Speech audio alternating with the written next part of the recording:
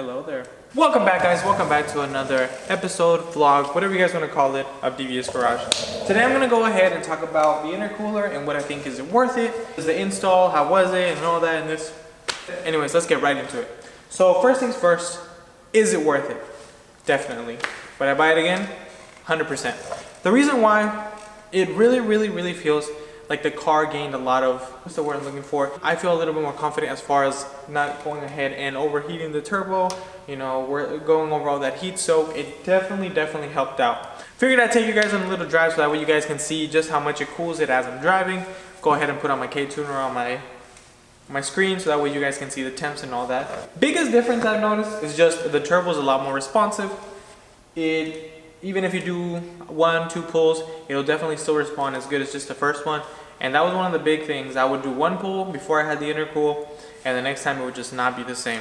So honestly, it's worth it. Now, a lot of you guys were asking, why did I choose Mishimoto over PRL or even 271 and all the different 271 actually, that's how supposedly it's said, but engine, etc. I personally went with Mishimoto. One, I just see a lot of people with Mishimoto stuff on their car, so I would think that if enough people have it, it's a reputable company. Also, I saw the video of I believe they're called Edge Autosport, but they installed it, did a review on this exact same intercooler. They had some good results, and honestly it kind of sold me. Plus you do get the choice, like I said, between either the silver or the black one. The black one really looks nice. I'll make sure to get some clips of it because I know it might be a little hard to see just because it's black and it kind of hides in there, but once you get lower you definitely see the stencil pop out really nice. So as far as install time, it wasn't the hardest thing to do. I think anyone can do it as long as you can remove your bumper and just have somewhere to put it, just so it's like, I mean, you can jack it up if you want to. If your car isn't as low as mine, then it'll probably make it a little bit easier. But once I put it on there and took out the old one and put in the new one, the only issue that I had, I kind of mentioned it, put a little like note in the last video, but if you have a 2020, there's a bolt that goes like right in this area. I believe it's the one that's like kind of in the back. Trying to get to it is a pain just because of the annoying sensor, the Honda sensing sensor. And if you don't want to go through the hassle of taking that off, it's just going to take a little bit longer, but it's nothing like end of the world that you're going to just end up not having a car for the day, that kind of thing. It's just takes a little bit more trying to stick your hand in there. But other than that, super simple. I made sure to double check everything. I haven't had any issues with it, no boost leaks or anything. So that's really good. But yeah, I'm super happy with the buy. What I recommend you guys buy, definitely, if you guys are looking for an intercooler, this is a really good choice. And I know not just my opinion, but there's actual data shown, and just that video that I was mentioning shows a lot of it more in depth and like dynoing and all that, just to seeing the difference of before and after. Right now, I know I'm not getting the most out of this intercooler because a custom tune is always going to be the best way to go about it. But for right now, what I needed it for, it's definitely helping.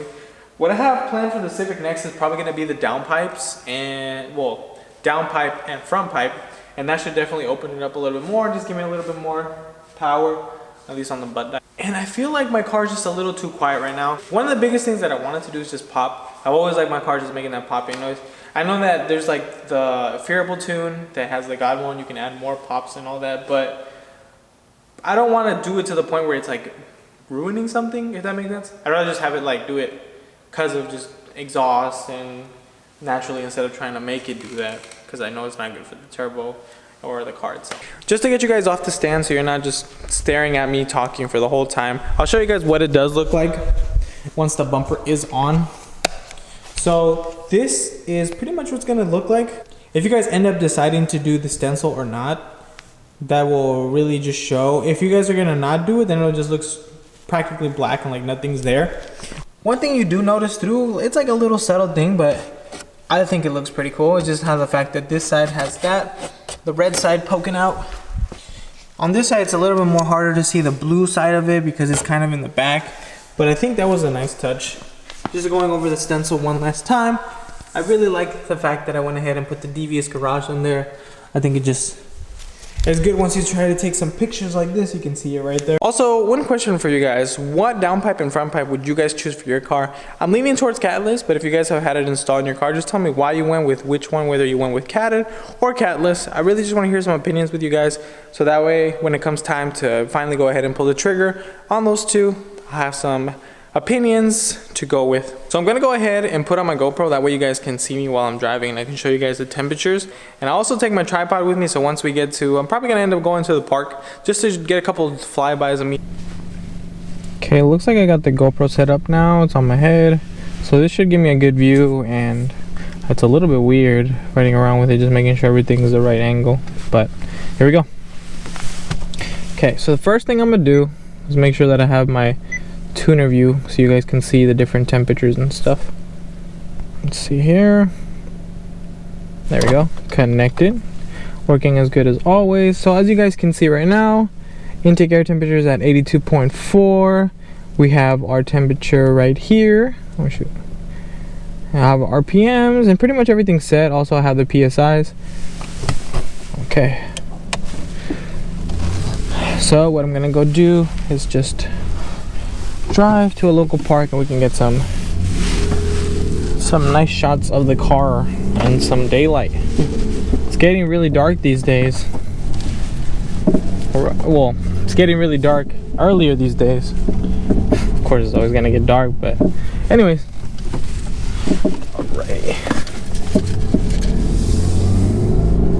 Now I won't push the car too hard just yet. Kind of let it warm up a little bit.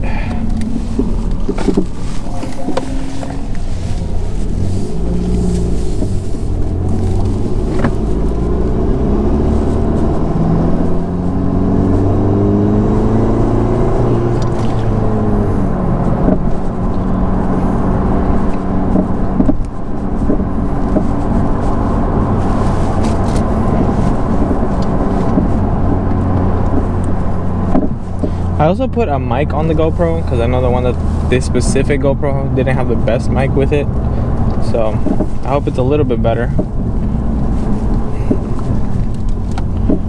Okay, I'll go over here. These streets are a little bit more open and you can do a little bit more of a pull.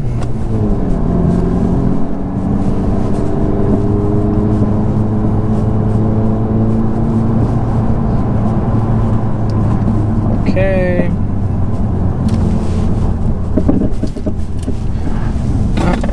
One thing I really love is that intake, man. The PRL intake is probably one of my favorite mods ever. I should do a video just talking about my favorite mods for this car, but Jesus, the intake, it makes it feel super race car even though it's not that fast. Okay. I don't know, should I roll my windows down or not? You guys will probably just end up hearing all wind. Okay, so I'm gonna do a quick little, go into second gear real quick. Okay, and here goes.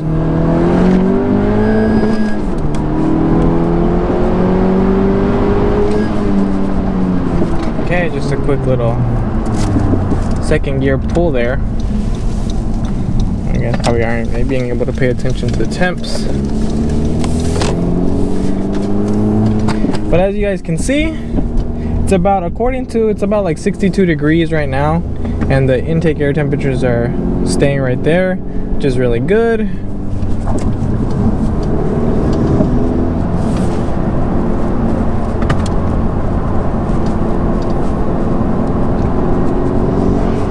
Another thing is, if you guys don't already have a tune on your car and you're thinking about it, the variable tune is amazing. It's so much fun. Oh my goodness, this car is night and day difference.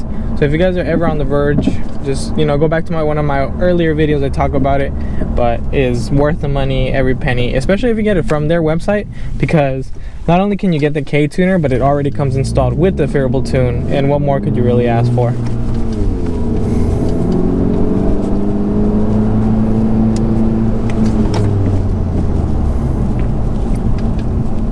Good thing is we are almost at the park, so that way I can give you guys some, you know, some shots of the car and the light, which is perfect right now because As you guys can see, it's super bright outside.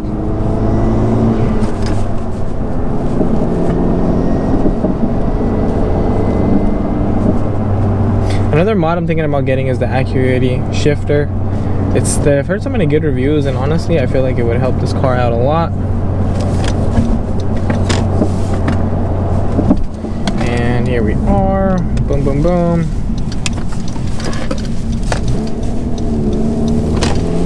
Got some more open road. Second gear.